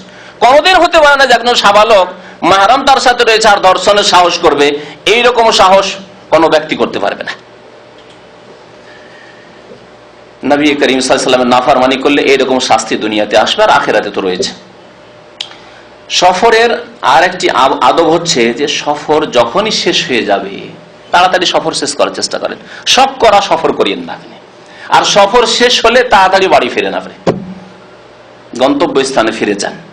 নবী করিম সাল্লাল্লাহু আলাইহি ওয়াসাল্লাম বলেছেন আস-সাফারু কিতআতুম মিনাল আযাব, সফর হচ্ছে আযাবের একটি অংশ। সুতরাং তোমাদের সফর যখন শেষ হয়ে যাবে তখন ফালিয়াজাল ইলা আহলিহি, পরিবারের কাছে তাড়াতাড়ি ফিরো, শখ করে বিদেশে থাকতে নেই, তাড়াতাড়ি করে পরিবারের কাছে ফিরতে হবে। কারণ সফরই কষ্ট, যতই আপনাকে 5 স্টার হোটেলে রাখুক তারপরে আপনি আরাম পাবেন না। আর আপনার যদি খড়ের বাড়িও থাকে সেখানে আপনি নিজের পরিবার, ছেলে মেয়েদেরকে নিয়ে আরাম পাবেন। সুতরাং সফর তাড়াতাড়ি শেষ করতে হবে, যখনই কাজ শেষ সফর শেষ। সফর শেষে যখন বাড়ি ফিরবেন তখন ইসলামিক আদব হচ্ছে যে স্ত্রীকে জানিয়ে পৌঁছিতে হবে, বিশেষ করে রাত্রে আসলে। দিনে আসলে যদি না জানার ব্যবস্থা থাকে, জানাবার কোনো ব্যবস্থা নেই, তাহলে অসুবিধা নেই। কিন্তু রাত্রে আসলে নবী করিম সাল্লাল্লাহু আলাইহি ওয়াসাল্লাম স্ত্রীর কাছে রাত্রে সফর থেকে যদি দীর্ঘ 2-3 দিনের নয়, 10 দিন, 20 দিনের, মাসের, 2 মাসের, 2 বছর পরে, তাহলে না জানিয়ে হঠাৎ করে রাত্রে গিয়ে হাজির বাড়িতে, এই কাজ করবেন না। পরিবারের কাছে, স্ত্রীর কাছে বিশেষ করে বলা হয়েছে। নবী করিম সাল্লাল্লাহু আলাইহি ওয়াসাল্লাম ইরশাদ করেছেন, নাহা আন ইয়াতরুকা আর-রাজুলু আহলাহু লাইলান, সাহাবারা বলছেন নবী করিম সাল্লাল্লাহু আলাইহি ওয়াসাল্লাম নিষেধ করতেন যে কোন মানুষ রাত্রে তার পরিবারের কাছে গমন করবে সফর থেকে এসে। তাহলে আজকাল যখন জানাবার ব্যবস্থা হয়ে গেছে, টেলিফোন, মোবাইল রয়েছে, অথবা টেলিগ্রাম, যেইভাবে হোক যদি জানিয়ে দিতে পারেন যে অমুক তারিখে রাত্রে আসছি, তাহলে অসুবিধা নেই। আর যদি না জানিয়ে থাকেন তাহলে যাবেন না। নবী করিম সাল্লাল্লাহু আলাইহি ওয়াসাল্লাম যদি কাছাকাছিও মদিনার পৌঁছে যেতেন তারপরেও বাইরে অবস্থান করতেন, মদিনার বাইরে, তারপরে দিনে সকালবেলা গিয়ে মদিনা মুনাওয়ারায় প্রবেশ করতেন। এই ছিল নবী করিম সাল্লাল্লাহু আলাইহি ওয়াসাল্লামের সুন্নাত। বড় হিকমত রয়েছে, বড় হিকমত রয়েছে। কারণ স্বামী যখন নেই, স্ত্রী হয়তো সেজে নেই, শরীরে হয়তো ময়লা মাটি লেগে রয়েছে, শরীরে হয়তো দুর্গন্ধ রয়েছে, আজকে হয়তো স্বামী নেই, গোসল করেনি, হয়তো দুশ্চিন্তা রয়েছে আমার স্বামী যে কোথায় আছে, কি অবস্থায় আছে, গোসলই করেনি, আর হঠাৎ করে গিয়ে পৌঁছে গেলেন, আর যেতেই দুর্গন্ধ, ঘরকে পরিষ্কার পরিচ্ছন্ন করেনি, এই অবস্থায় হয়তো থেকে গেছে। তাহলে আপনার ঘৃণা হয়ে গিয়ে তালাক পর্যন্ত এর পরিণতি পৌঁছিতে পারে। জি, এছাড়াও সন্দেহের ব্যাপার স্যাপার, জি, শয়তান আপনার অন্তরে ওয়াসওয়াসা সৃষ্টি করতে পারে। হঠাৎ করে রাত্রে আপনি বাড়িতে পৌঁছেছেন, আর একটি বিড়াল ছিল, বিড়ালটি হঠাৎ আওয়াজ করে লাফ দিয়ে পালিয়ে গেল। ভাবলেন যে কোনো পুরুষ লোক ছিল, আল্লাহ না করে যে ব্যক্তি আমার ঘরে ঢুকেছিল পালিয়ে গেল আমার আওয়াজ শুনে। বুঝতে পারলেন? এইভাবে শয়তান ধোঁকা দেয় মুসলিমকে, আর যার কারণে সারা জীবনটি আপনার অশান্তি আর অশান্তি জাহান্নামে পরিণত হয়ে গেল। সন্দেহের চোখে দেখছেন, হয়তো রাখলেন না, তালাক দিয়ে দিলেন এই সন্দেহের ভিত্তিতে, অথচ কোনো মানুষ ছিল না, বিড়াল ছিল অথবা কুকুর ছিল। আর না হলে সারা জীবন শুধু সন্দেহ নজরেই দেখতে থাকলেন একটি সতী নারীকে। আল্লাহু আকবার। যার কারণে কত যে জুলুম অত্যাচার করলেন, আর কত যে অকথ্য ভাষা তাকে বললেন, ওই রাগে যে সন্দেহ ঢুকে রয়েছে, ওয়াসওয়াসা শয়তান ঢুকিয়ে দিয়েছে, যার কারণে নবী করিম সাল্লাল্লাহু আলাইহি ওয়াসাল্লাম রাত্রে যেতে নিষেধ করেছেন স্ত্রীর কাছে। সফরের এছাড়াও বহু আদব রয়েছে। নবী করিম সাল্লাল্লাহু আলাইহি ওয়াসাল্লাম যখন সফর থেকে ফিরতেন, তখন প্রথম বাচ্চাদের সাথে দেখা, নাবালক ছেলেদের সাথে দেখা সাক্ষাৎ করতেন, আদর করতেন, তাদেরকে চুমন দিতেন। ছেলে মেয়ে যারা রয়েছে, নিজের ছেলে মেয়ে, নিজের ভাইয়ের ছেলে মেয়ে, নিজের হয়তো বোনের ছেলে মেয়ে, এই নাবালক ছেলে মেয়েরা যারা রয়েছে, তাদের প্রথম আদর যত্ন করা উচিত, তাদেরকে স্নেহ করা উচিত। তারপরে আপনি আপন ঘরে ঢোকেন। এমনটা নয় যে সরাসরি গিয়ে একবারে ঘরে ঢুকে পড়লেন, আর আপনার ছেলেরা আশা থেকে গেল যে আমার আব্বা একটু আদর করবে, মেয়ের আশায় থেকে গেল যে আব্বা কথা বলবে, আব্বার সাথে একটু কথা বলবো। আপনার হয়তো ভাগ্নিরা রয়েছে, আপনার ভাতিজা ভাতিজি রয়েছে, তারা আশাতেই থেকে গেল চাচার সাথে মামার সাথে কথা বলবো, না, সুযোগ দিলেন না, এটি করবেন না। বাচ্চাদের একটু আদর করে নেন, তারপরে আপনি নিজের ঘরে প্রবেশ করেন। নবী করিম সাল্লাল্লাহু আলাইহি ওয়াসাল্লাম যখন বড় সফর থেকে আসতেন, তখন মুআনাকা করতেন, সালাম তো করতেন, মুসাফাও করতেন, তার সাথে মুআনাকা মানে কোলাকুলি করতেন। মুআনাকা অনক থেকে, অনক গর্দন মিলানো, অর্থাৎ কোলাকুলি করতেন। তাহলে সফর থেকে আসলে কোলাকুলি, আর ঘন ঘন কোলাকুলি যে এক শ্রেণী আরবদের মধ্যে রয়েছে, যেটি নেই, কিন্তু এটি এদের ট্রেডিশন, প্রথা মাত্র। প্রতিদিন হয়তো দেখা হচ্ছে, কালকেও দেখা হয়েছে, আজকেও দেখা হইলেই শুধু কোলাকুলি করতে হবে, নেই। এটা সফর থেকে আসছেন, বেশ দীর্ঘদিন পরে দেখা সাক্ষাৎ হচ্ছে, উনি যার সাথে দেখা করছেন তিনি সফর থেকে এসছেন, অথবা আপনি সফর থেকে এসছেন, তাহলে আপনি মুআনাকা করেন, এটি হচ্ছে সুন্নত। আর নবী করিম সাল্লাল্লাহু আলাইহি ওয়াসাল্লাম এইভাবে মুআনাকা করতেন। কোন লোকের সাথে এরকম মুআনাকা করতেন না, যখন তখন দেখা হচ্ছে আর মুআনাকা করতেন, এরকম করতেন না। নবী করিম সাল্লাল্লাহু আলাইহি ওয়াসাল্লামের সফর ক্ষেত্রে আরেকটি সুন্নত ছিল যে যখন মদিনায় পৌঁছিতেন, তখন প্রথম মসজিদে আসতেন, মসজিদে আসার পরে 2 রাকাত নামাজ পড়তেন, তারপরে বাড়িতে ঢুকতেন। قال رسول الله صلى الله عليه وسلم لأن يهدي الله بك رجلا واحدا خير لك من حمر النعم